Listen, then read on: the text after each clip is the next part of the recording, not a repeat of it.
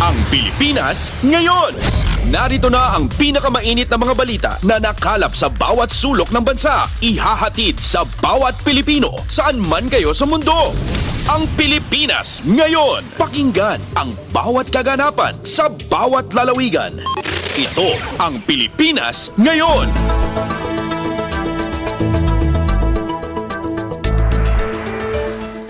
Magandang araw sa ating mga tagapakinig. Welcome po muli sa ating programang Ang Pilipinas Ngayon. Napapakinggan po ninyo saan mang bahagi ng mundo sa pamamagitan ng ating himpilang Radyo Pilipinas World Service ng Presidential Broadcast Service. Napapakinggan at napapanood po ninyo sa ating official Facebook page, Radyo Pilipinas World Service. Ito po si Bea Gaza de Guzman. Samahan po ninyo ako sa kabuuan ng ating programa ngayong araw. Kapapalooban pa rin po ng mga mahahalagang balita mula dito sa ating bansa, kasama na ang mga segmentong business, sports, showbiz at ang mga ulat mula sa iba't ibang rehiyon ng Pilipinas. Antabayanan po at sa inyo na sa ilang sandali ang kabuuan ng ating programang Ang Pilipinas Ngayon. Mga kaganapan sa Kamaynilaan at mga kalapit na lalawigan dito sa Ang Pilipinas Ngayon! Sa ating mga balita, sa pangunguna ni Senador Amy Marcos sa investigasyon hinggil sa legalidad na naging pag-aresto kay dating Pangulong Rodrigo Duterte, walang problema kay Pangulong Ferdinand R. Marcos Jr. Magbabalita si Alvin Baltazar. Walang problema kay Pangulong Ferdinand R. Marcos Jr. sa ginawang pangunguna ni Senadora Amy Marcos ng investigasyon patungkol sa legalidad ng ginawang pag-aresto kay dating Pangulong Rodrigo Duterte. Ayon kay PCO Undersecretary at Palace Press Officer Attorney Claire Castro, nagkausap sila ng Pangulo at sinabi nitong hindi niya ito tinututulan gayong pagpapakita din ito sa taong bayan ng pagsunod sa batas. Kaibayuan niya ito sa panahon ng nakaraang administrasyon na hindi pinapupunta ang mga cabinet members kapag pinapatawag sa mataas na kapulungan. Hindi niya gagawin ni Pangulong Marcos ang gayong hindi pagpapapunta ng mga opisyal na ipinatatawag ng Senado para na din ipakita na walang dapat na itago. Bukod sa para sa katotohanan, dagdag ni Atty. Castro ay naisa niya nilang ipakita kung ano ang ginawa nila nang naaayon sa batas. Pakinggan natin si PCO Undersecretary Attorney Claire Castro. Pag-usapan po yan at kung ano man daw po ang gagawin. Nang Malacanang, matapos tanungin ni Senador Amy Marcos sa pagdinig ng Senado na kailan pa naging bahagi ng lalawigan ng The Hague ang Pilipinas. Kasunod dito ng pag-aresto kay dating Pangulong Rodrigo Duterte na ngayon nasa The Hague na sa The Netherlands. Binigyan diin ni Palace Officer Claire Castro na sumunod lamang ang Pilipinas sa batas na nagbibigay kapangyarihan sa mga otoridad na isurrender o i-extradite ang akusado sa International Court. Never natin inisip yan na maging probinsya tayo ng anumang bansa. Nagpapatupad lamang po tayo ng batas at kung yun po ang sinasabi po ni Senator Amy, siguro yan lamang po ang paniniwala natin dahil kahit po sa panahon ngayon ni Pangulong Marcos, hindi natin sinusuko ang anumang karapatan natin sa West Philippine Sea. Never natin inisip yan na maging probinsya tayo ng anumang bansa. Plus Officer Claire Castro. Sa atin ang mga balita mula sa Pilipinas para sa mga Pilipino saan man sa mundo. Ang Pilipinas ngayon! Dismayado ang Malacanang sa planong pagtatago ni Senador Ronald Bato de la Rosa sa posibleng pag-aresto sa kanya dahil sa kanyang pagkakasangkot sa war on drugs ni dating Pangulong Rodrigo Duterte. Ayon kay Communications Undersecretary and Palace Officer Claire Castro, nakagugulat ito dahil nagbula ang pahayag na ito mismo kay de la Rosa na dating hepe ng pambansang pulisya. Sabi ni Castro, hindi magandang halimbawa ito sa mga Pilipino dahil hindi naman katanggap-tanggap ang pagtatago mula sa pag-aresto. Hindi natin sinasang-ayunan ang ganong klase pong paniniwala at kanyang nais gawin. Hindi po ito makakabuti sa mga kababayan natin na mismong leader natin ay hindi haharapin ang anumang kaso o complaint na naisampa o maisasampa laban sa kanya. Hindi natin sinasang-ayunan ang ganong klase. Communications Undersecretary and Palace Officer Claire Castro. Pasada ng mga balita mula sa Pilipinas para sa mga Pilipino saan man sa mundo. Ang Pilipinas ngayon.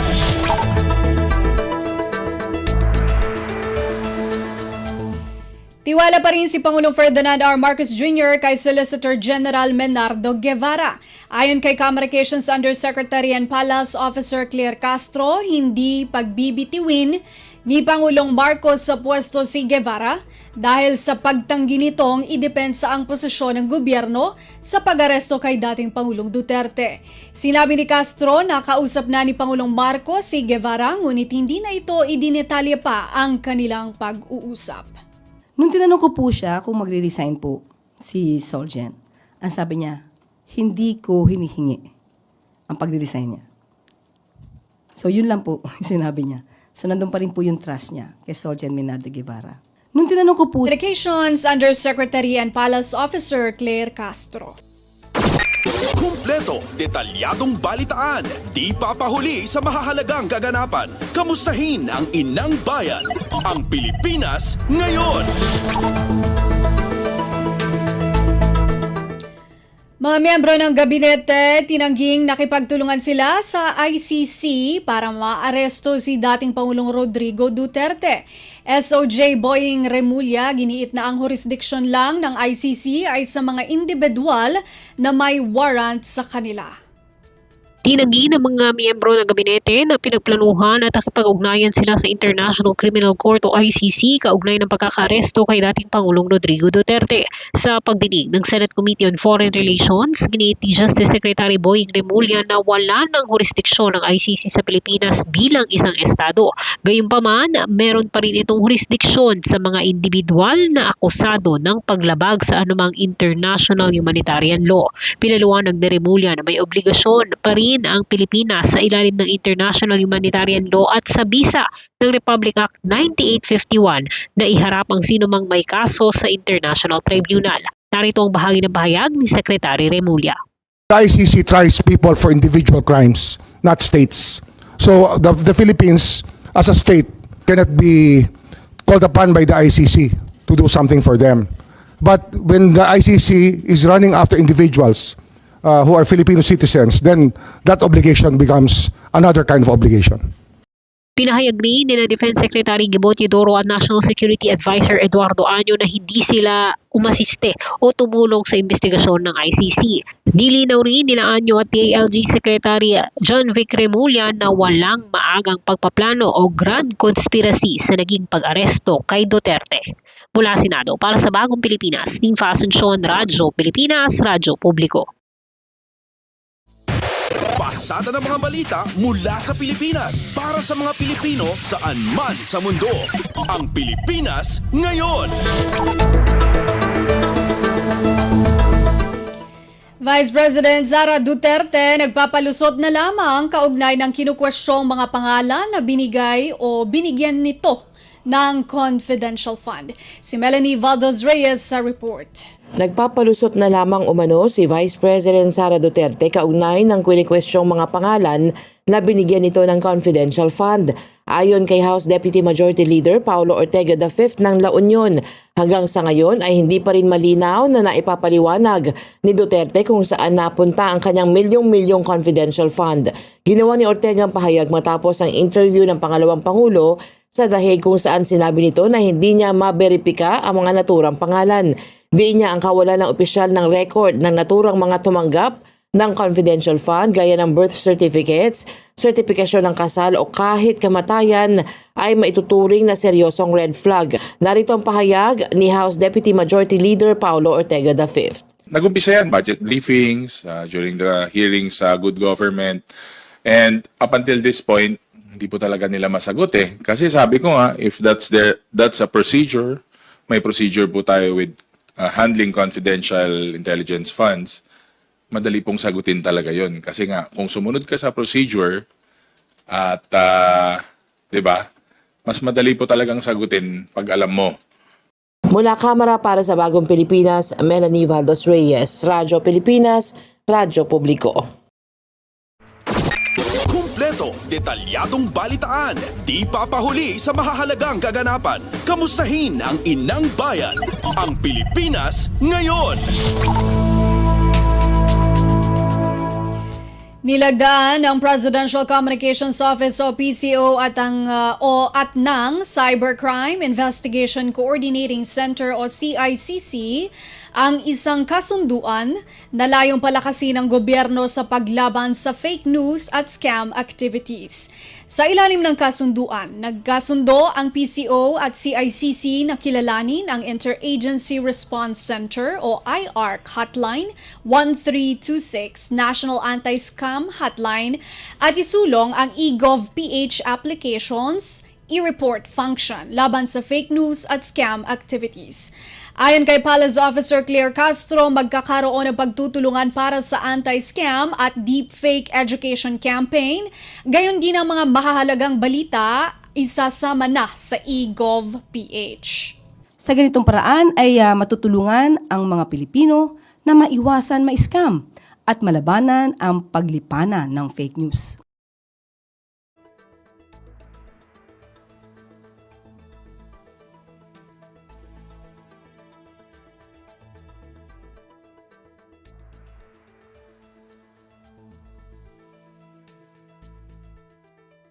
Si Communications Undersecretary and Palace Officer Claire Castro. Pasada ng mga balita mula sa Pilipinas para sa mga Pilipino saan man sa mundo. Ang Pilipinas ngayon.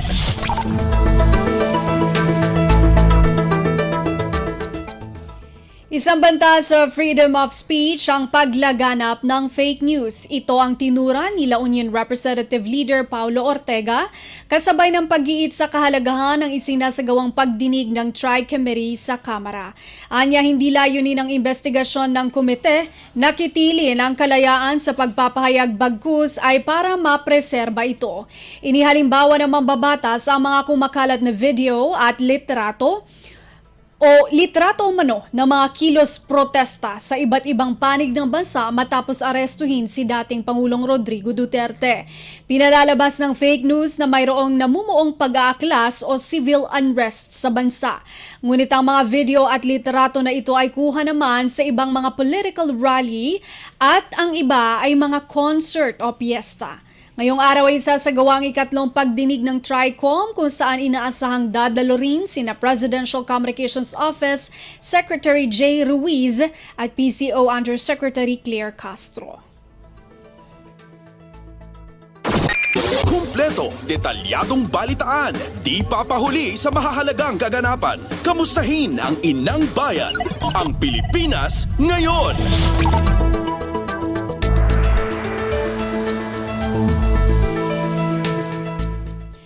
Nanawagan ang Malacanang sa mga lokal na kandidato sa nalalapit na halalan na maging kalmado at tiyakin ang maayos na pangangampanya. Ginawa ni Communications Undersecretary and Palace Officer Claire Castro ang pahayag ilang araw bago magsimula ang campaign period para sa lokal na pamahalaan sa Marso 28. Ayon kay Castro, umaasa ang palasyo na isang tapat na 2025 election. Ang nais lamang po natin ay maging mahinahon sa kanilang pangangampanya, maging maayos, maging makatotohanan sa kanilang mga sasabihin. Huwag po sana silang magsagawa ng anumang pananalita na magkikreate pa ng kaguluhan. Si Communications Undersecretary and Palace Officer Claire Castro. Pasada ng mga balita mula sa Pilipinas para sa mga Pilipino saan man sa mundo. Ang Pilipinas ngayon.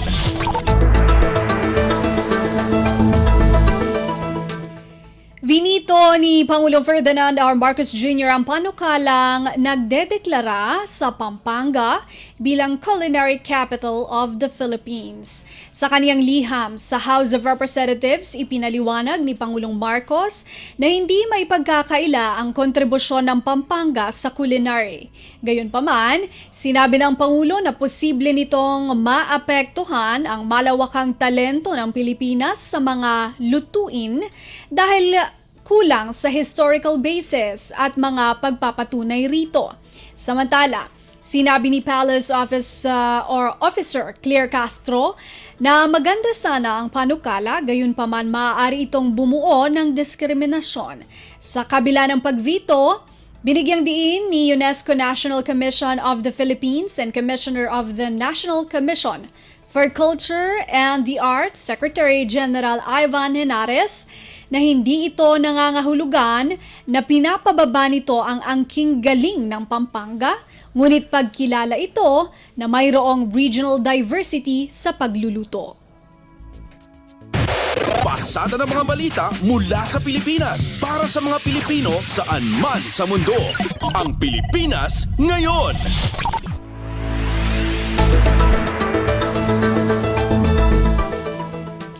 Alyansa para sa Bagong Pilipinas, target makuha ang suporta ng mga Caviteño sa isang campaign rally. Si Kathleen Forbes sa balita. Target makuha ng Alyansa para sa Bagong Pilipinas ang suporta ng mga Caviteño sa idaraos na malagihang campaign rally ngayong araw sa 13 Martires kasama mismo ang Pangulong Ferdinand R. Marcos Jr. Ang Cavite ang may pinakamalaking voting population na may 2.4 milyon na rehistradong botante, kaya naman kritikal na campaign stop ito ng Alyansa. Ito nakikita rin bilang hometown advantage ng koalisyon na lalawigan dahil sa 3 sa senatorial bets ng Alyansa ay anak ng Cavite, kabilang na sina Senators Bong Revilla, Francis Tolentino at former Senator Ping Lacson. Binigyan diin ni Navotas City Representative Dovit Yanco, campaign manager ng koalisyon, na napakahalaga ng suporta na magmumula sa mga botante ng Cavite para makamit ang tagumpay sa isang national election. Samantala, hirit naman ng isa sa House leaders na iboto ang Alyansa, hindi dahil para sa nakaambang impeachment trial. Ayon kay House Assistant Majority Leader Zia Alonto Adyong, nais nilang manalo ang senatorial bets ng administrasyon dahil sa kanilang pagiging batikang mga mambabatas at kanilang maitutulong sa pagpapaganda pa ng sitwasyon sa Pilipinas. Mula Kamara para sa Bagong Pilipinas, Kathleen Forbes, Radyo Pilipinas, Radyo Publiko. Kumpleto, detalyadong balitaan, di papahuli sa mahahalagang kaganapan. Kamustahin ang inang bayan, ang Pilipinas Ngayon. Department of Social Welfare and Development o DSWD handa na sa pagpapatupad ng bagong guidelines ng ayuda para sa Kapos ang Kita Program o AKAP. Si Marian Bastasa sa balita. Nakatakda ng ipatupad ng Department of Social Welfare and Development o DSWD ang mas mahigpit na guidelines ng ayuda para sa Kapos ang Kita Program o AKAP. Ayon kay DSWD spokesperson ASEC Irene Dumlao, sa narebisang guidelines makatitiyak na hindi na magagamit sa anumang layuning pampolitika ang programa, lalo na sa panahon ng kampanya. Kasama sa bagong probisyon ng AKAP ang regular na pagpapaskil ng pangalan ng mga individual sa bawat probinsya na tatanggap ng financial assistance. Naidagdag din ang pagbabawal sa pag-display ng mga campaign poster o banners ng politiko at presensya ng mga ito sa actual na payout. Ayon pa sa pagsalita ng DSWD, kabilang din sa binagong alituntunin ng masusing proseso ng pagsusuri at verification para sa mga posibleng benepisyaryo ng AKAP. Naisumite na ng DSWD ang revised guidelines sa COMELEC noong March 4. Mula sa DSWD para sa Bagong Pilipinas, Marian Bastasa, Radyo Pilipinas, Radyo Publiko. Pasada ng mga balita mula sa Pilipinas para sa mga Pilipino saan man sa mundo. Ang Pilipinas Ngayon. Department of Energy o DOE nanawagang magtipid sa paggamit ng kuryente kaugnay ng paggunita ng Earth Hour. Si Lawrence Danhocos sa ulat. Sa paggunita ng Earth Hour, muling nanawagan ang Department of Energy o DOE sa publiko na magtipid sa paggamit ng kuryente at tubig. May temang Switch Off and Secure Water for All, layunin ng Earth Hour 2025 na ipakita ang mahalagang koneksyon ng enerhiya at tubig sa ating pang-araw-araw na buhay. Ayon kay Energy Secretary Rafael Lutilla, bawat kilowatt ng kuryente ating ginagamit ay may katumbas sa tubig na nauubos mula sa pagpapalamig ng mga planta ng kuryente hanggang sa pagpapadaloy ng tubig sa ating mga tahanan. Kaya naman hinihikayat ng DOE ang publiko na makiisa sa Earth Hour mula alas 8:30 na hanggang alas 9:30 ng gabi sa Marso 22 sa pamamagitan ng pagpapatay ng ilaw at mga hindi kinakailangang appliances. Dagdag pa rito, iminungkahi rin ang paggamit ng LED bulbs, inverter appliances at ang mulat na pagbabawas ng paggamit ng enerhiya tuwing peak hours. Bilang aktibong katuwang ng WWF Philippines, tiniyak ng DOE ang patuloy na pagsulong ng mga programang naglalayong gawing mas matibay at mas sustainable ang energy sa bansa. Sa pamamagitan ng simpleng hakbang tulad ng pagtitipid ng kuryente at tubig, maaari tayong maging bahagi ng solusyon sa hamon ng pagbabago ng klima. Mula pa rin dito sa southern part ng Metro Manila, para sa Bagong Pilipinas, ako si Lawrence Tanhoco ng Radyo Pilipinas, Radyo Publiko. Pasada ng mga balita mula sa Pilipinas para sa mga Pilipino saan man sa mundo. Ang Pilipinas ngayon. Lumagda ang National Housing Authority o NHA at Department of Agriculture o DA sa isang Memorandum of Understanding o MOU para matiyak ang tuloy-tuloy na supply ng mga produktong agrikultural sa piling resettlement sites ng NHA. Pinangunahan mismo ni na NHA General Manager Joe Bentay at Agri Secretary Francisco Chu Laurel Jr. ang isinagawang paglagda ng kasunduan na layong palakasin ang seguridad sa pagkain at isulong ang sustainability habang tinutugunan ang mga hamon sa sektor ng agrikultura. Bahagi ito ng Kadiwa ng Pangulo o KNP program na sumusuporta sa layunin ng administrasyon ni Pangulong Ferdinand Marcos Jr. na matulungan ang mga magsasaka na direktang maibenta ang kanilang produkto sa mga mamimili. Sa pamamagitan ng pagpapalakas ng ugnayan sa pagitan ng mga magsasaka, mangingisda, maliliit na negosyante at mamimili, nagbibigay ang Kadiwa program ng sariwa at lokal na ani sa abot kayang presyo. Binigyang diin naman ni General Manager Tai na ang Kadiwa ay naging mahalagang bahagi ng bawat NHA People's Caravan upang matiyak na direktang nakikinabang ang mga komunidad sa mga inisyatiba ng programa. Kumpleto, detalyadong balitaan, di papahuli sa mahahalagang kaganapan. Kamustahin ang inang bayan, ang Pilipinas ngayon.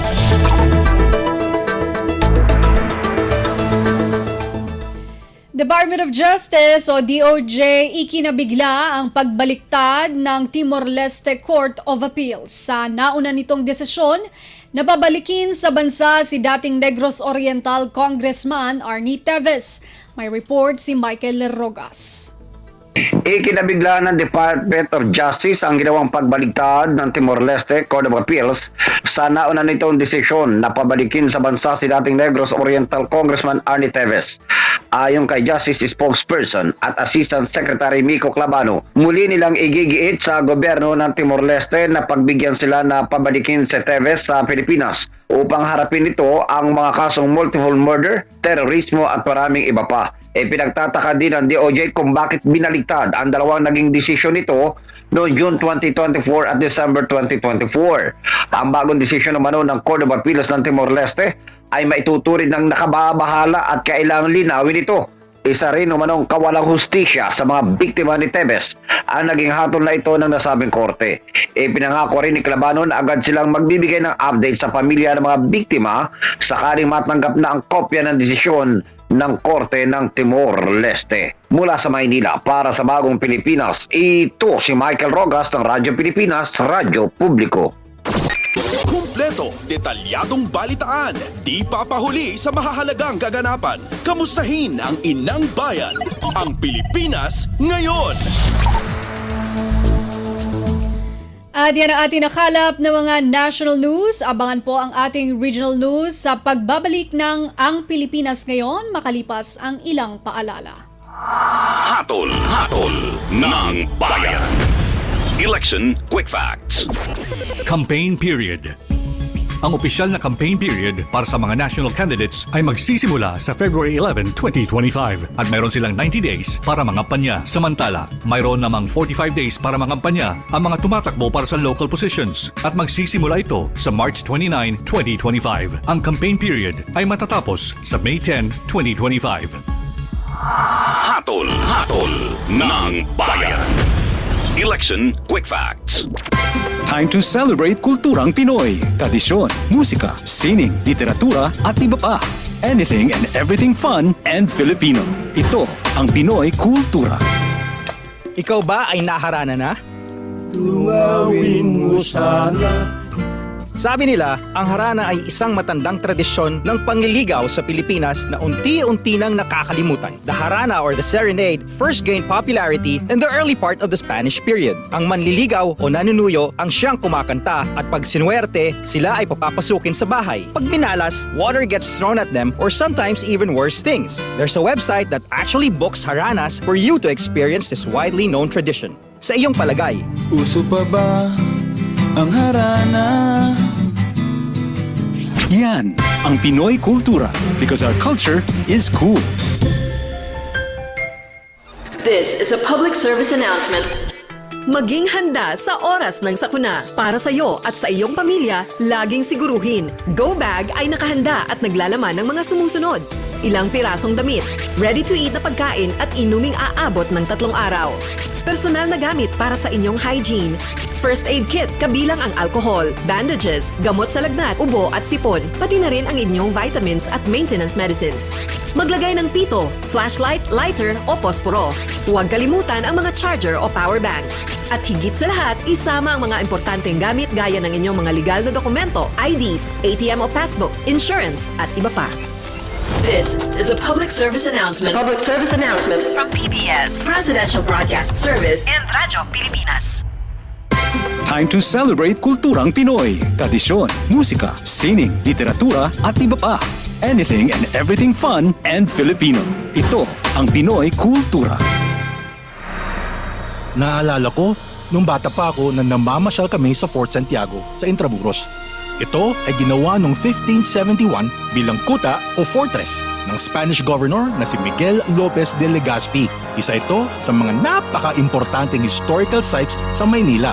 Marami ang nagbuwis ng buhay dito noong kapanahunan ng mga Kastila at noong World War II nang ginamit ito ng mga Hapon bilang kulungan ng mga Pilipino at Amerikanong kanilang nahuli. Ang ating national hero na si Jose Rizal ay nakulong din sa Fort Santiago bago siya naging martir sa Bagong Bayan. Ang Fort Santiago ay sinimulang i-restore noong 1953 pagkatapos nitong magtamo ng pagkasira noong Second World War. Ang Fort Santiago ay gawa sa bato na galing sa bulkan na tinipag sa present-day Guadalupe Viejo sa Makati. Ngayon, ito ay naglalaman ng iba't ibang memorabilia ni Jose Rizal at isang napakagandang pasyalan ng buong pamilya. Tara na at ating lalawin. Yan ang Pinoy Kultura because our culture is cool. Hatol ng bayan. Election Quick Facts. National and local positions. Sa darating na May 12, 2025 midterm elections, ang bawat botanteng Pilipino ay pipili ng mga bagong leaders para sa national and local positions kabilang ang 12 senators, members of the House of Representatives, at party list representatives, at local government officials gaya ng governor, mayor, board members at councilors. Kasabay nito ay idiraos rin ang kauna-unahang Bangsamoro Parliament elections kung saan 25 members of the Parliament at 40 party representatives ang ihahalal ng ating mga kapatid sa BARMM. Hatol ng bayan. Election Quick Facts. Pinangunahan ni Pangulong Ferdinand R. Marcos Jr. ang pagbibigay gantimpala sa may 23 local government units at 5 local nutrition focal points para sa kanilang epektibong paghahatid ng mga programang pangkalusugan ng pamahalaan sa kanilang lugar. We commend your dedication, your initiatives, and commitment to improve the lives of the most vulnerable in our society. Let the best practices that you have introduced in your respective communities inspire others to create a ripple effect that will move out towards the countryside, towards a healthier future. Hinimok naman ng Pangulo ang bawat LGU na paigtingin pa ang kanilang mga hakbang upang mawakasan ang intergenerational malnutrition sa ating bansa. I once again urge all local chief executives commit to providing your counterpart investments in nutrition, especially for nutritionally at-risk pregnant mothers for the first 1,000 days of life of children and beyond. Para sa iba pang mga balita at impormasyon, manatiling nakatuto. Tapat sa pag-uulat. Radyo Pilipinas, Radyo Publiko, 738. Tatak Pinoy is more than a branding exercise. It is about incubating and incentivizing great products that deserve to carry the Made in the Philippines trademark. Magandang balita! Inilunsad ng DTI ang Tatak Pinoy Strategy na isang inisyatiba para bigyang lakas pa ang mga industriyang Pilipino. Layunin ng TPS na paunlarin ang mga Tatak Pinoy na negosyo upang mapabuti ang kanilang mga produkto at serbisyo sa loob at labas ng bansa. Ang mga programa at polisiya nito na tutulong sa mga negosyanteng Pinoy ay iikot sa human resources, infrastructure, tech and innovation, investments at sound financial management. It is about creating products and services of the highest quality because Tatak Pinoy is also about excellence. And as a seal of great workmanship, Sama-sama, gawin nating sikat at makilala sa buong mundo ang Tatak Pinoy.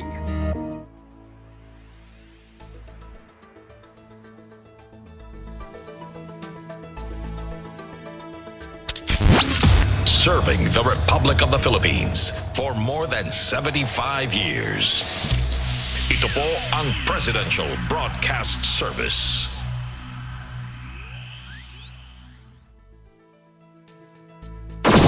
Kumpleto, detalyadong balitaan, di papahuli sa mahahalagang kaganapan. Kamustahin ang inang bayan, ang Pilipinas ngayon. Muli nagbabalik ang programang Ang Pilipinas Ngayon. Kasama niyo pa rin po ako, Bea Gaza de Guzman. Narito naman po ang mga balita mula sa ating mga kasamahan sa iba't ibang mga rehiyon dito sa ating bansa para sa ating regional news ngayong araw na ito. Balita mula sa lalawigan sa bawat rehiyon ng ating bayan. Dito sa Ang Pilipinas Ngayon. Overseas Workers Welfare Administration, Cordillera Administrative Region o CAR Kalinga na mahagi ng livelihood assistance na may kabuuang halaga na 230,000 pesos para sa 12 OFWs ng probinsya. May ulat si Amelia Bumatnong ng RP Tabuk. Dagop at 230,000 pesos tigatat ti livelihood assistance kay pay iti Overseas Workers Welfare Administration wano OWA CAR Kalinga para iti 12 nga Overseas Filipino Workers wano OFWs iti probinsya. Sigun kini Mayra Casio iti OWA Kalinga, sag 20,000 pesos iti inawat ti 11 a benepisyaryo, babaen iti Balik Pinas Balik Hanap Buhay wano BPBPH a programa ti ahensya. Bayat at 10,000 pesos tinaited para iti maysa a benepisyaryo ti sidong iti Memorandum of Instruction No. 11 Special Financial Assistance Program. Agserbida ito as startup capital wano pangrugi iti negosyo da. Bayat iti awarding ceremony di na panalawas, unay ni Regional Director Martel Dasayon iti kinapatag ti programa tapno matulungan digiti OFWs ang ma-reintegrate iti komunidad ken makarugi iti sustainable nga income generating activities. May naigda ito'y alalokuyan na digiti qualified OFWs ti probinsya ngaag-apply iti Balik Pinas Balik Hanap Buhay program. May palagip nga itinasaw a programa kat may nga inisyatiba ti OWA tapno masuportaran dagiti nagsubli a distress ken displaced OFWs babaan iti livelihood assistance. Manipod DZRK Tabuk, Amelia Bumatnong para iti Radyo Pilipinas World Service. Balita mula sa lalawigan sa bawat rehiyon ng ating bayan. Dito sa Ang Pilipinas Ngayon. Maraming salamat kay Amelia Bumatnong.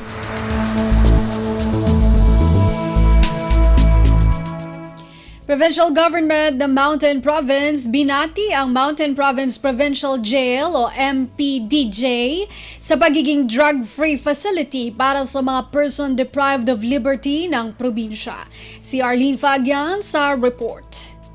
Kinablaawan iti Provincial Government Unit iti Mountain Province District Jail gaputo na deklarada iti a drug-free facility para kadag iti person deprived of liberty. Sigun kani Jail Senior Inspector Bartolome Trismanio, iti mana quarter meeting iti Provincial Anti-Drug Abuse Council may pakaamo nga kalpasan na pinmasa iti Mountain Province District Jail iti aming parameters iti Dangerous Drug Board Regulation No. 2 Series of 2020 inawat iti MPDG iti sertifikasyon para iti pasilidad nga daytoy ket nakalanad nga drug-free iti status iti MPDG manipud pa December 2024. Inyawat gord iti PDEA Cordillera Regional Director Derek Arnold Carion iti naso nga certificate iti MPDG. Kabayatan na iti drug-free declaration iti MPDG nakaawat pa daytoy iti commendation manipud iti memorandum iti opisina ti Undersecretary for Public Safety Dr. Serafin Barreto gapu iti panakamintinar iti drug-free facility status ken panaka-implementar iti anti-drug campaign measures.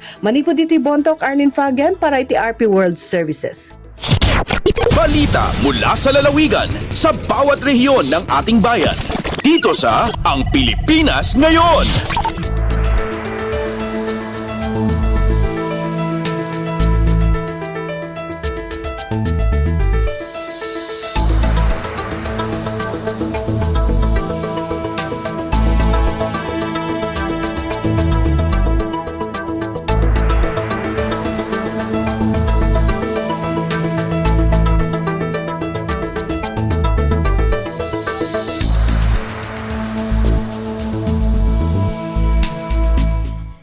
Sapat na supply ng bigas sa Palawan, tiniyak ng pamahalaang panlalawigan. Si Miriam Basig ng RP Palawan sa balita.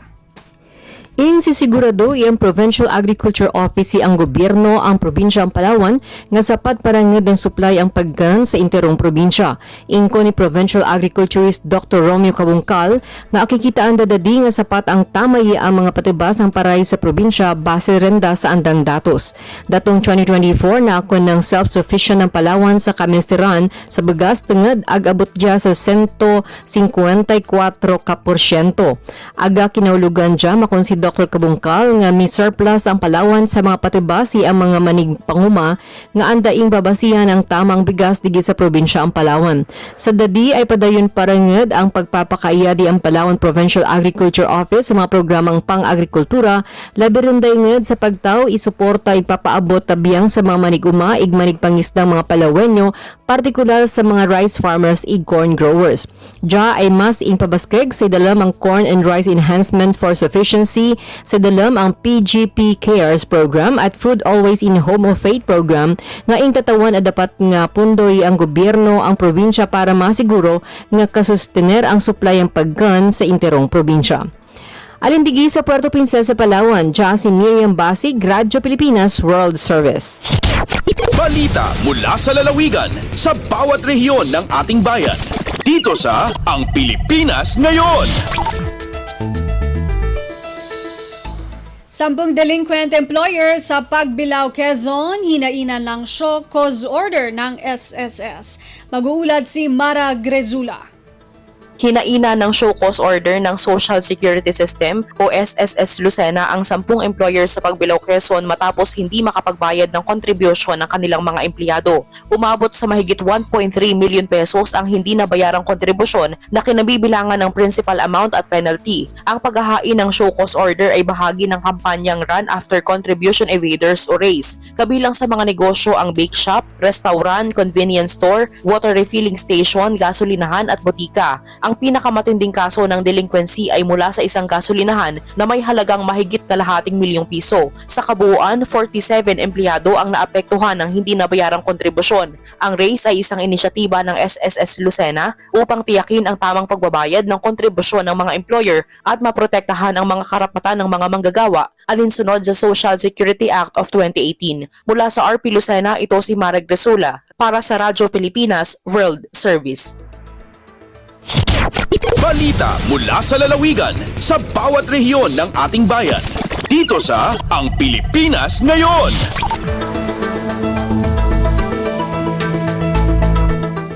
Pagsasanay ng mga electoral board sa Surigao del Sur para sa darating na national at local elections natapos na. Magulat si Nerissa Espinosa ng RP Tandag.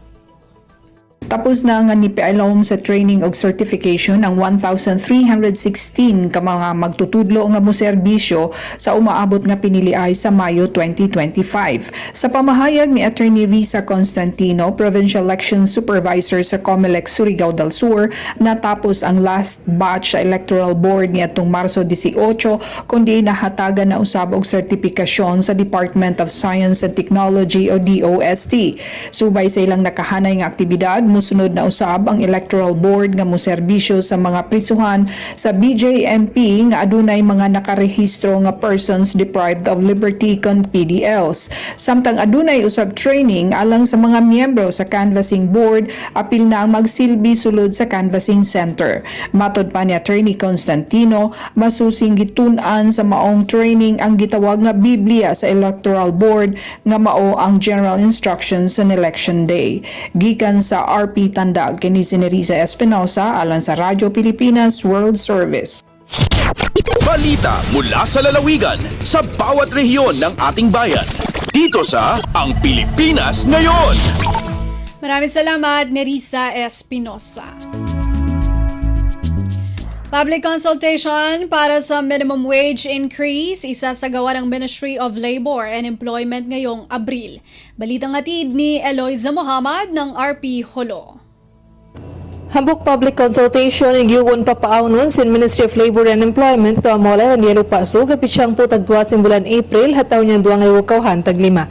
Inin kaya bahagi Jimay Mailaji Provincial Head sin Mole Suluha iniabi-abi niya in mga aon malalago tinda iban naghihinang ang mga private entity in tumao da public consultation na sabot maksud kapag bisarahan inha sin pagpataas sa minimum wage ato sa bawa Jima tawok si mga naghinang hatiyap-tiyap adlaw. Habyaon on tong katos katuan tagunong pilak minimum wage in awan halupa sug hababaan sinabang sa Moroto demonstration ni Muslim Mindanao at BRMM. Habay tahi elaji tabito nila papaon ng pagdungong ini in mga opis biyan sin ng Philippine Statistics Authority iban sin Ministry of Trade, Investment and Tourism habat kakitaan bangka matuok dahil magkatawok gadji si Master Maginang ahantang sin pag-usaha habihaon. Dengan Harpi Hulo, Eloisa Muhammad para Radyo Pilipinas World Service. Balita mula sa lalawigan sa bawat rehiyon ng ating bayan. Dito sa Ang Pilipinas Ngayon. Maraming salamat, Eloisa Mohamad. Sa iba pang balitang panlalawigan, mula naman sa Radyo Pilipinas Vira, kasabay ng nalalapit na local campaign period para sa taong 2025 national and local elections, pinaalalahanan ng Office of the Provincial Prosecutor o OPP Catanduanes ang mga kandidato na sumunod sa batas. Sa pagharap ni Provincial Prosecutor Mary Jane Zantua sa isinagawang candidates briefing ng COMELEC Provincial Office sa Sangguniang Panlalawigan Session Hall, binigyang diin ito na seryoso ang pamahalaan sa ipinatpatupad na batas panghalalan. Anya huwag susubukan ng mga kandidato ang kapangyarihan ng gobyerno, lalo na pagdating sa kontrabigay resolution. Kasabay nito, hinikayat ni Zantua ang publiko na makiisa sa mga otoridad para mabigyang aksyon ang sinumang mapapatunayang sangkot sa vote buying at vote selling. Sakaling may makitang lantarang lumalabag sa naturang patakaran, dapat anya nakuhanan ng larawan o video at agad na i-report sa COMELEC Prosecutor's Office o sa PNP para sa agharang aksyon. Samantala, nanawagan din si DILG Catanduanes Provincial Director Uldarico Razal Jr. SESO 5 sa mga kandidato na pairalin ang makatarungan at makataong pamamaraan ng pangangampanya at sumunod sa Fair Elections Act para matiyak ang isang patas at tapat na proseso ng halalan.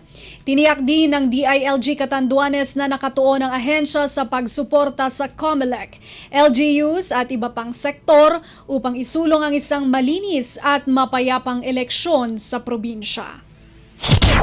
Balita mula sa lalawigan sa bawat rehiyon ng ating bayan. Dito sa Ang Pilipinas Ngayon. Mula naman sa Bicol, patuloy na isinusulong ng Department of Labor and Employment o DOLE Bicol at pamahalaang panlalawigan ng Sorsogon ang pagbibigay ng trabaho sa mga nasa malalayong lugar sa pamamagitan ng tulong panghanap buhay sa ating disadvantaged workers o TUPAD program.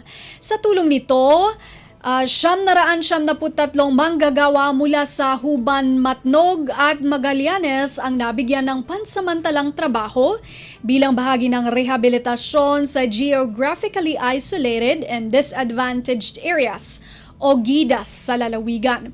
Sa loob ng 10 araw, nagsagawa ang mga benepisyaryo ng environmental conservation at sanitation work kung saan tumanggap sila ng 3,950 pesos na sahod bawat isa. Ayon kay DOLE Regional Director Imelda Gatinao, bukod sa pagbibigay ng emergency employment, malaking tulong din ang programa sa kalinisan at kaayusan ng mga komunidad. Nagpahayag din ng suporta si Sorsogon Governor Edwin Hamor na sinabing patuloy ang kanilang pakikipagtulungan sa DOLE upang mabigyan ng mas maraming oportunidad ang mga Sorsoganon, lalo na ang mga nasa malalayong barangay. Isa sa mga nakilabang ang 48 anyos na si Jenny Maranya na nagpapasalamat dahil nagamit niya ang kanyang kita para sa pag-aaral ng kanyang mga anak at pangangailangan ng kanyang asawang Persons with Disability o PWD. Samantala, tiniyak naman ni DOLE Sorsogon Provincial Head Mary Jane Rolda na ipagpapatuloy nila ang mga ganitong programa upang mapalakas ang hanapbuhay at kabuhayan sa lalawigan. Balita mula sa lalawigan sa bawat rehiyon ng ating bayan. Dito sa Ang Pilipinas Ngayon. Abangan po ang mga susunod pang segmento ng ating programa, ang Pilipinas Ngayon. Sa ngayon, magkakaroon muna po tayo ng maikling break.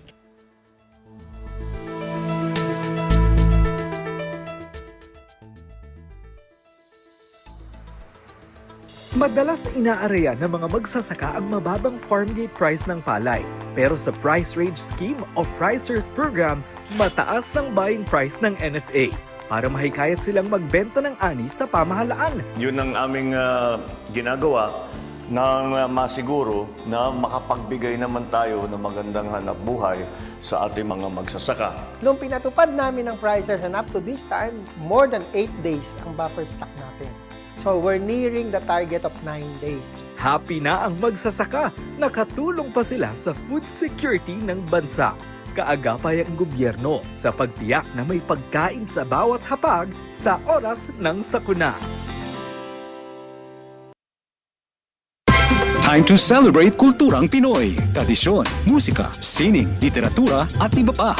Anything and everything fun and Filipino. Ito ang Pinoy Kultura.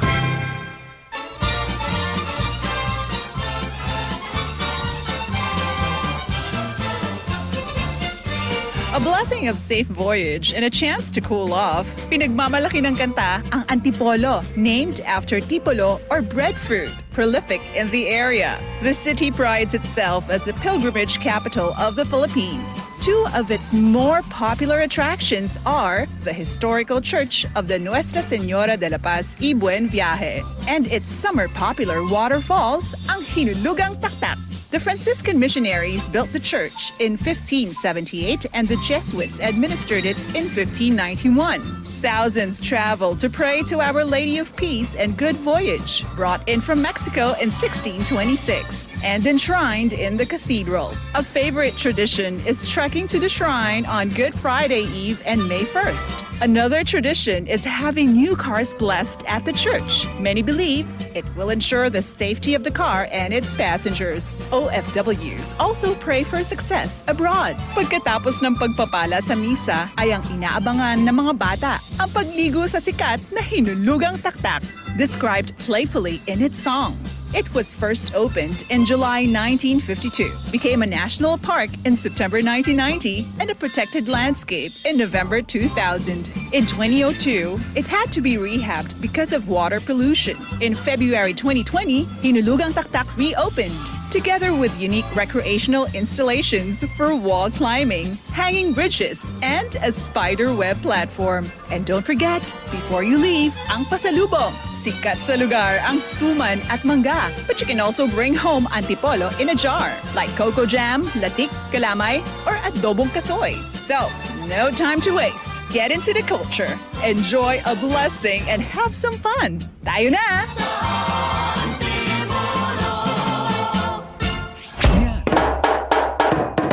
Laging pakinggan ng Radyo Pilipinas. Mga maiinit na balita, mga tugtuging Pinoy, kultura, sining, pati na tsismisan at tsikahan. mula sa mga batikang international broadcasters. Ito ang nag-iisang himpilan ng Radyo Pilipinas, naglilingkod sa mamamayang Pilipino. Saan man kayo naroroon, para sa inyo, Radyo Pilipinas, ang tinig ng Pinoy.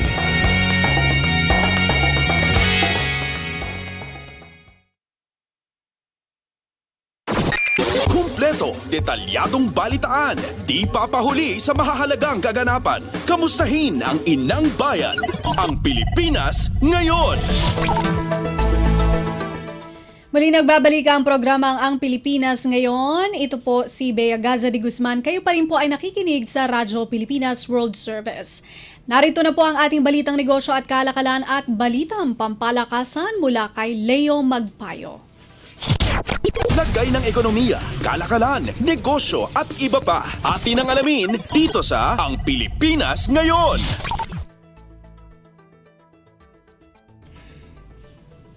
Magandang araw. Narito na po ang balitang negosyo at kalakalan. Nanawagan si Bangko Sentral ng Pilipinas o BSP Governor Eli M. Remolona Jr. ng mas pinaigting na pagtutulungan mula sa pamahalaan at pribadong sektor upang mapanatili ang tagumpay ng Pilipinas sa pagkalas mula sa gray list ng Financial Action Task Force o FATF kaugnay ng Anti-Money Laundering o AML. Ginawa ni Governor Remolona ang pahayag sa ginanap na Stakeholders Appreciation Program sa BSP Manila. Ayon sa BSP Chief, kinakailangan ang patuloy na pagbabantay sa mga bagong panganib upang matiyak ang matatag at ligtas na sistemang pinansyal sa bansa. Ang aktibidad ay inorganisa ng BSP at mga kasapi ng National AML, CFT, CPF Coordinating Committee, Supervision of Financial Institutions Subcommittee o SFISC. Ang SFISC ay binubuo ng BSP bilang tagapangulo, Anti-Money Laundering Council, Security and Exchange Commission at Insurance Commission. Lagay ng ekonomiya, kalakalan, negosyo at iba pa. Atin ang alamin dito sa Ang Pilipinas Ngayon.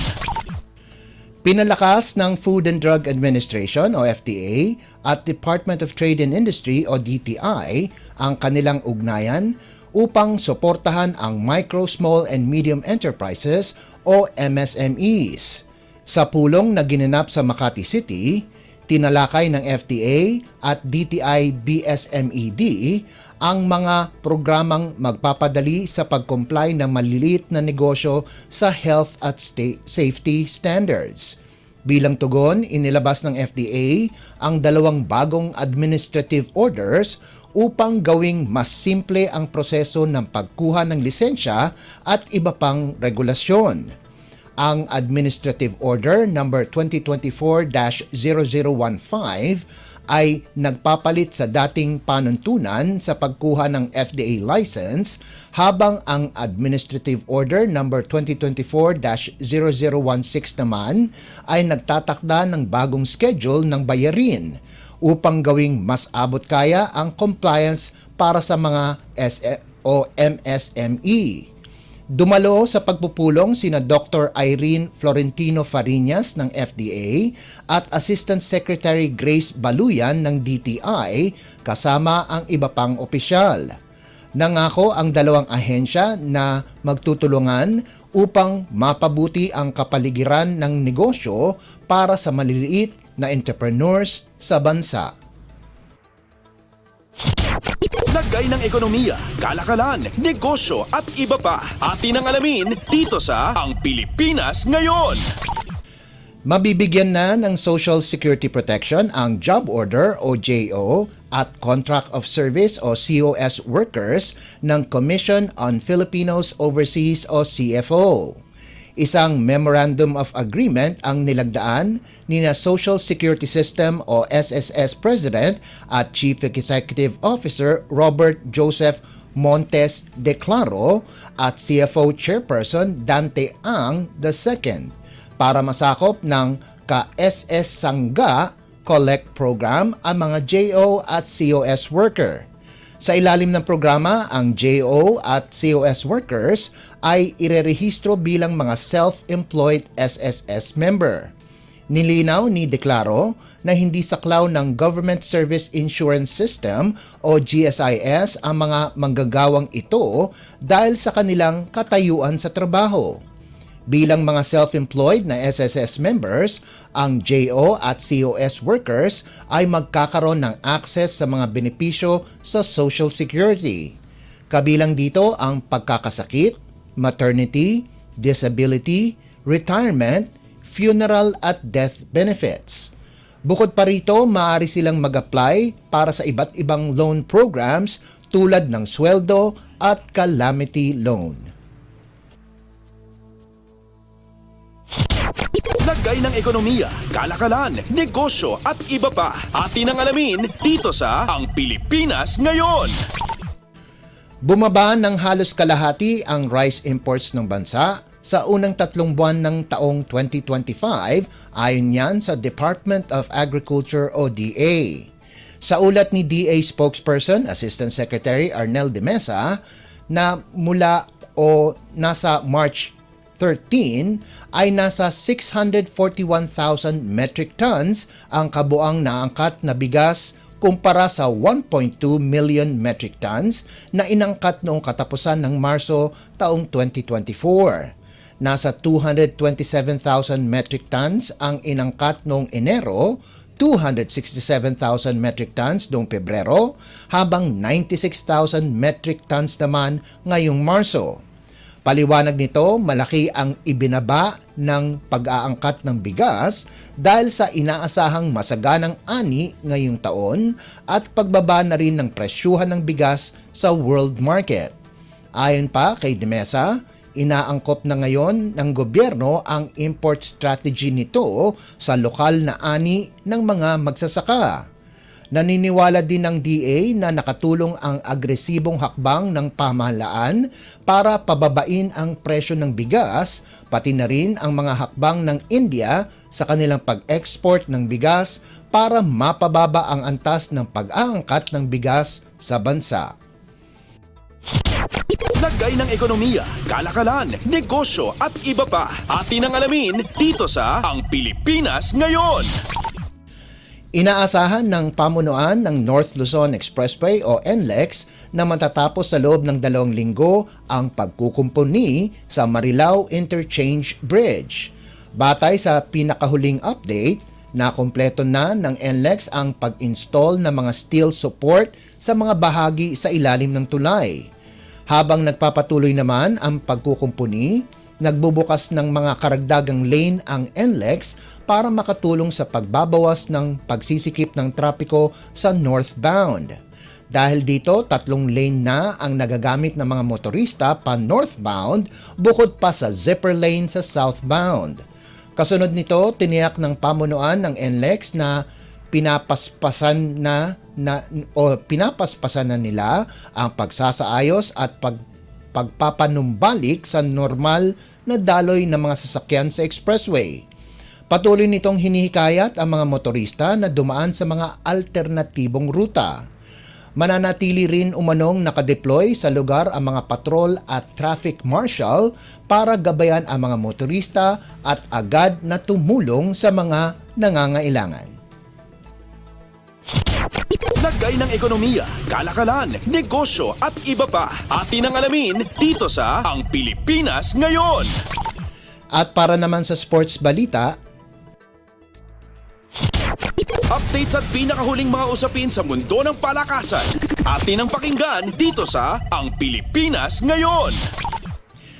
Hindi pa rin nadetermina kung makakapaglaro si Barangay Ginebra Import Justin Brownlee sa Game 4 ng PBA Commissioner's Cup Finals laban sa Talk and Text ilang oras bago ang kanilang laban sa Inares Center sa Antipolo.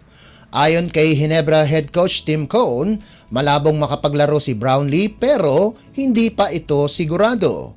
Na-dislocate ang hinlalaki ni Brownlee sa kanang kamay pagkaraang bumagsak ito habang hinahabol ang bola sa third quarter ng Game 3 kung saan kinuha ng Tropang Giga ang 2-1 lead sa kanilang best-of-7 finals. Hindi na natapos ni Brownlee ang laro at dinala na ito sa ospital. Nitong Miyerkules, sinabi ni Assistant Coach Richard Del Rosario na umaasa ang koponan na makabalik si Brownlee. Ani Del Rosario, isang mandirigma si Brownlee, basta kaya niya, kung konting sakit lang, maglalaro yan. Sinabi naman ni RJ Abarientos na kakalabanin pa din nila ang TNT kahit hindi makakalaro si Brownlee sa Game 4. Updates at pinakahuling mga usapin sa mundo ng palakasan. Atin ang pakinggan dito sa Ang Pilipinas Ngayon. Patungo ang Akari sa Premier Volleyball League o PVL All-Filipino Conference Semifinals pagkatapos makawala sa galleries 19-25, 25-20, 16-25, 25-20 at 15-12 sa Game 2 ng kanilang Best of 3 quarter-final series na ginanap sa PhilSports Arena sa Pasig. Mula sa pagkatabla sa 11-all sa ika-5 set, isang attack error mula kina Andrea Marzan at Ellie Soyud ang nagbigay ng komportabling abanse para sa Akari. Naligtas naman ni Aiza Jimenez ang high risers, subalit ang atake ni Jewel Encarnacion ay lumabas din sa court. Dito na pinanalo ni Faith Nisperos ang huling atake para ibigay sa Akari ang panalo.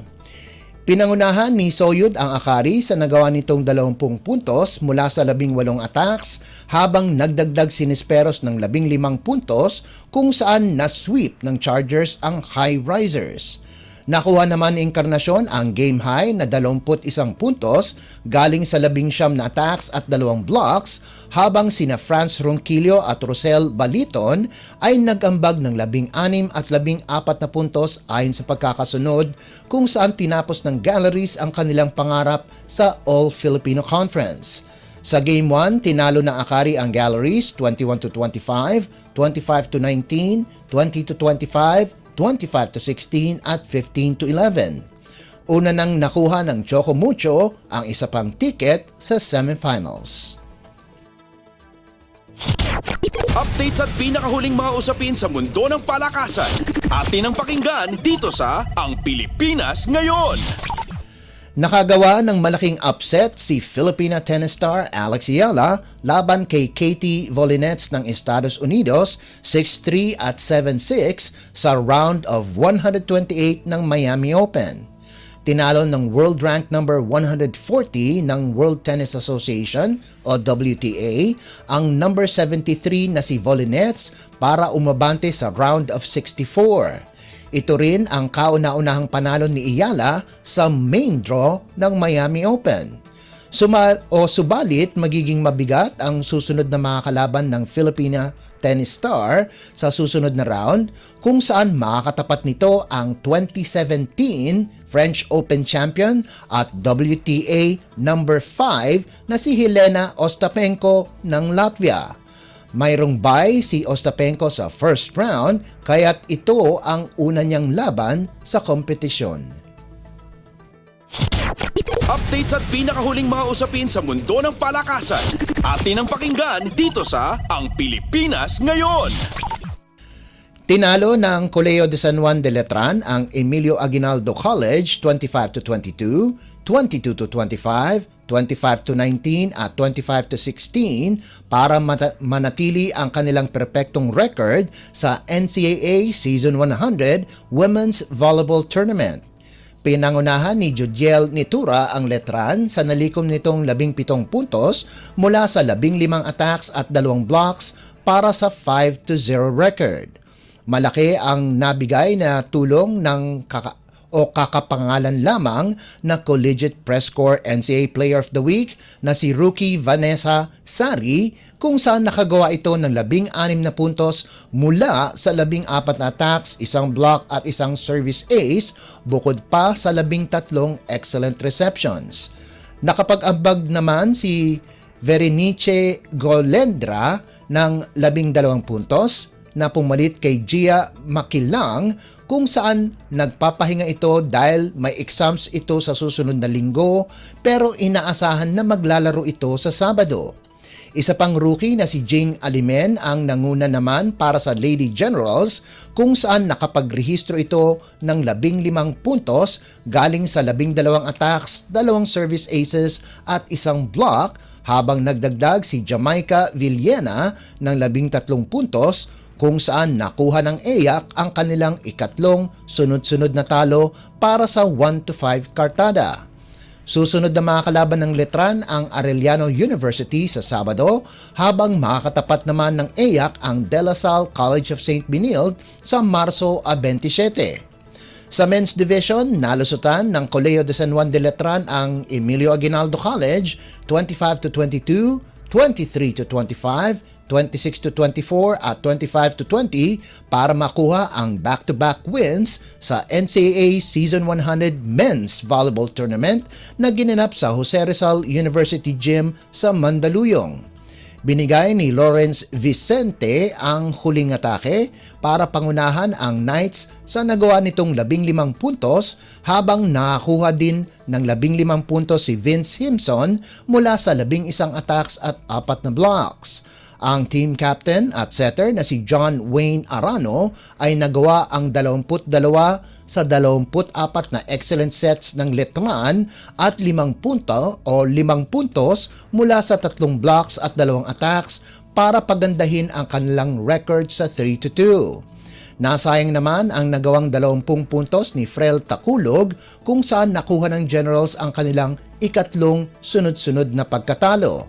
Magbabalik ang Letran sa Sabado laban sa Arellano University habang ang EYAC ay magbabalik sa Marso 27 para kalabanin ang De La Salle College of St. Benilde. Updates at pinakahuling mga usapin sa mundo ng palakasan. Atin ang pakinggan dito sa Ang Pilipinas Ngayon. Pinangalanan bilang UAAP Season 87 Juniors Basketball Most Valuable Player si Kiefer Alas ng De La Salle Santiago Zobel pagkaraan kunin ang may pinakamaraming statistical points.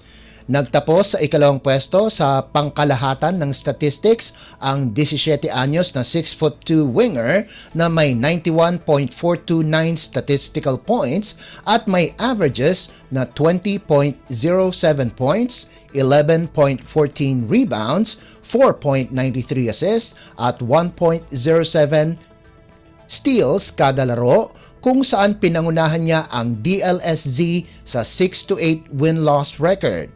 Subalit hindi nakapasok ang Alabang-based squad sa Final Four kung saan nagtapos ang koponan sa ika-6 na pwesto sa team standings. Samantala, nakuha naman ni Collins Akowe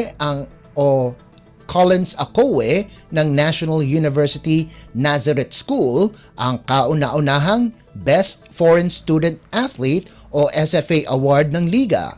Nito lamang Pebrero, inanunsyo ng UAAP na ang Best FSA na sinimulan lamang ngayong season ay ibibigay sa foreign student athlete na mamumuno sa Most Valuable Player race sa sports kung saan ang kanyang performance metrics ay itatala.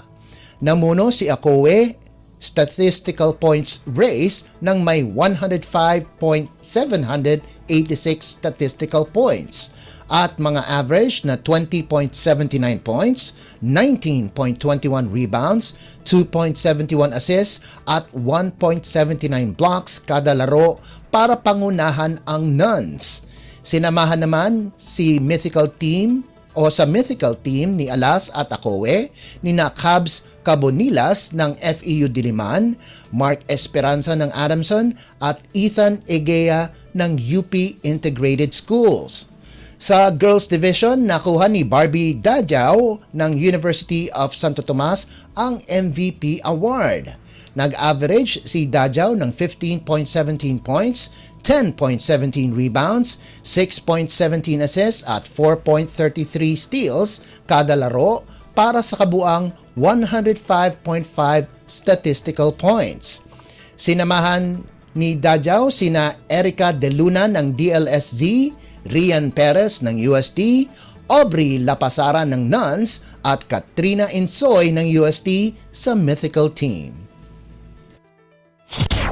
Updates at pinakahuling mga usapin sa mundo ng palakasan. Atin ang pakinggan dito sa Ang Pilipinas Ngayon. At yan ang pinakahuling balita sa larangan ng palakasan. Para sa Radyo Pilipinas World Service, ito po si Leo Magpayo. Magandang araw. Updates at pinakahuling mga usapin sa mundo ng palakasan. Atin ang pakinggan dito sa Ang Pilipinas Ngayon.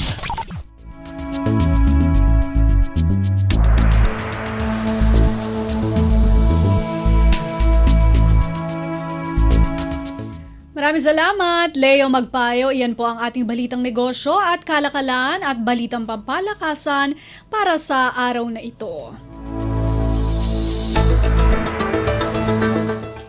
Samantala, ngayon naman dumako tayo sa showbiz balita. Alamin natin ang mga chismis mula sa mundo ng showbiz sa pamamagitan po ng ating kasamang si Mama JT. Ang latest, ang hottest sa showbiz and entertainment. Heto na sa Ang Pilipinas Ngayon.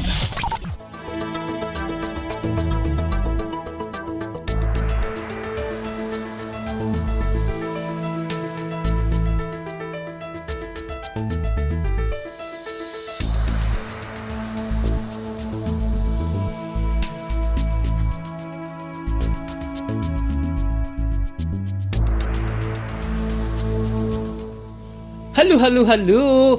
Magandang araw sa ating mga chismoso at chismosang nag-aabang ng mga trending na balita sa mundo ng showbiz. Ito na ang ratsyada ng ating mga chika live! Una sa ating mga chika for today, nag-testify na ang Sparkle artist na si Sandro Mulak sa Pasay Regional Trial Court Branch 114 kaugnay sa kasong sexual assault na isinampa niya laban sa dalawang independent contractors ng GMA na sina Jojo Nones at Richard Cruz. Nangyari ang mga ito nitong Miyerkules, March 19. At sa naging interview ni Sandro sa GMA News, ibinahagi niya na bagamat hindi niya natapos ang pagbibigay ng testimonya ay naging magaan ang kanyang pakiramdam. Sabi niya, quote and quote, sa nasabing interview na iyon, nag-testify na po ako kanina. Hindi nga lang po natapos pero we're one step closer to justice. Malapit na rin ito. Matatapos na ito. At sobrang gumaan din yung loob ko pero hindi pa tapos. Meron pang hearing. Mas makakamit ko pa yung justice kung nasabi ko ang lahat ng kailangan kong sabihin pero ngayon hindi pa, pero malapit na tayo doon. Yun yung kanyang paglalahad sa nasabing interview. Anya, may mga importanteng detalye pa ang maidadagdag sa susunod nilang pagdinig. At ayon pa kay Sandro, ang pagkakataon na testify sa korte ay matagal na niyang inantay buhat nang magsimula ang kanyang laban sa naganap na umanong pang-aabuso sa kanya. Sabi pa niya, quote and quote, ang tagal din ng hinintay namin, buong family namin. Ang dami naming pinagdadaanan because of this, pero ito na, malapit na. And this is the time, makakabawi na tayo and makakamit ko na yung justice para sa akin.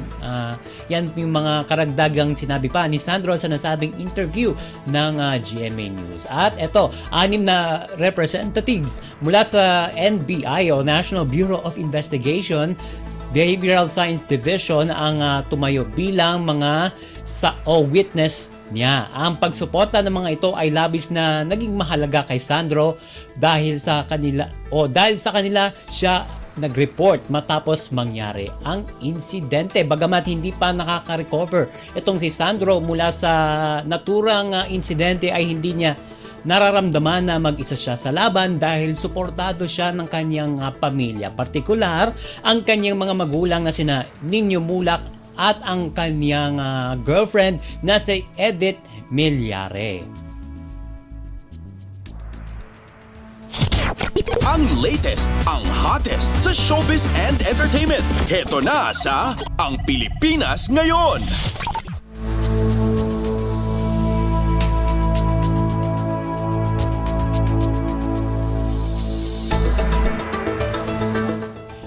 At sa iba pa nating chika for today, bongga ang naging pakulo para sa sci-fi adventure film na The Electric State.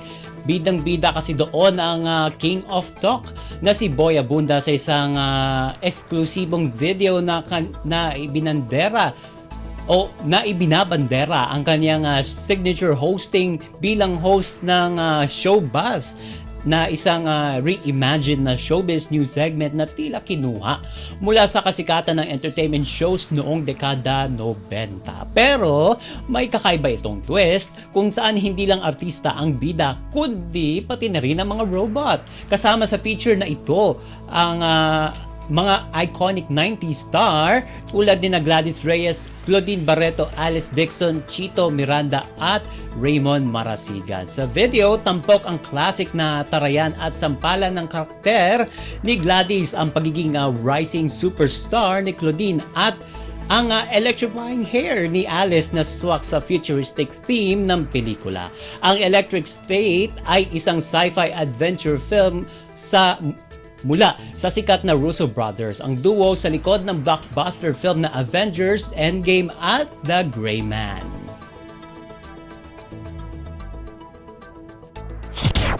Ang latest, ang hottest sa showbiz and entertainment. Heto na sa Ang Pilipinas Ngayon.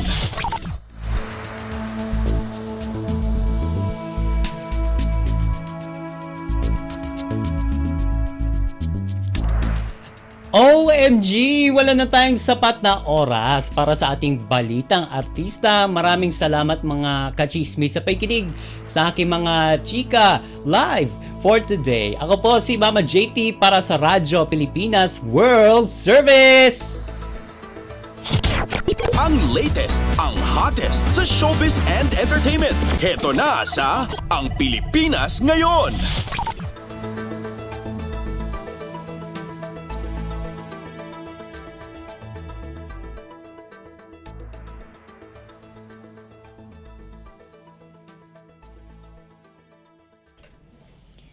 Maraming salamat kay Mama JT. Yan po ang ating showbiz balita. At yan po ang kabuuan ng ating programa, ang Pilipinas Ngayon. Maraming salamat sa ating mga nakasama. Sa technical side, kina Milo Junella, Susan Aison, Anthony Pimentel, Hiro Lucero sa ating Wirecast at Win Peñano. Maraming salamat din sa ating executive producer, Steph Vicente at Jerome Toledo. Sa mga nag-ulat mula sa iba't ibang lalawigan ng ating bansa para sa ating regional news, kay Leo Magpayo para sa balitang business at sports, kay Mama JT para naman sa showbiz, at maraming salamat din syempre sa ating station manager, Mr. Ray Sampang. Hanggang sa susunod na edisyon ng ating programang Ang Pilipinas Ngayon, ito po si Bea Gaza de Guzman. Magandang araw.